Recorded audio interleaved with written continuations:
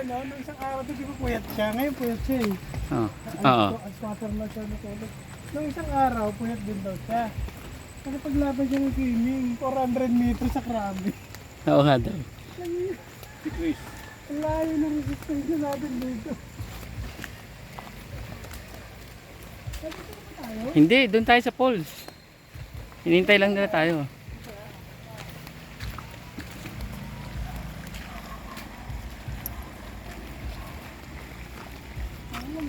Pareho.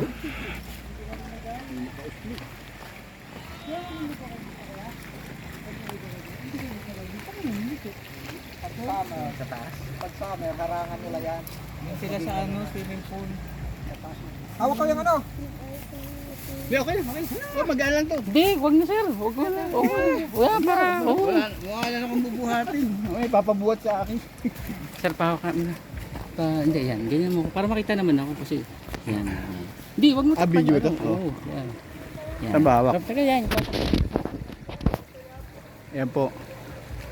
Doon pa kami. Oo, doon pa raw kami. Malayo pa. Oo. Kung nakikita nyo yung bundok na yan, sa kabila. Ito, zoom tayo.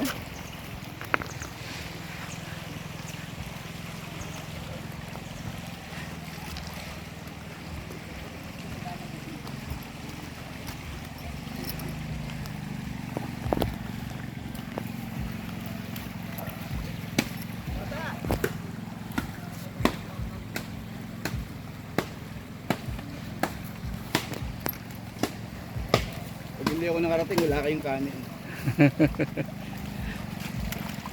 Yan. Lamig ng tubig. Kaya ako, sa ganito, okay nga ako. Ano sir gawin? May dala tayong tabo. May dala ko yung ano, collapsible na baso. Pwede din yung tabo. Yan. Tumatawid kami sa ilog. Sir Joey. Sir, hi. Oh, bigat ha. Pataas tayo na.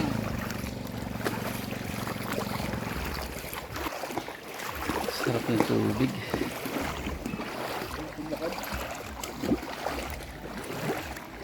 Malalim. Mahulog yung kanin. Lulutuin uli yan, sir. Dapat kasi sinipot eh. Hindi ko sinama yung bahay. Mm-mm.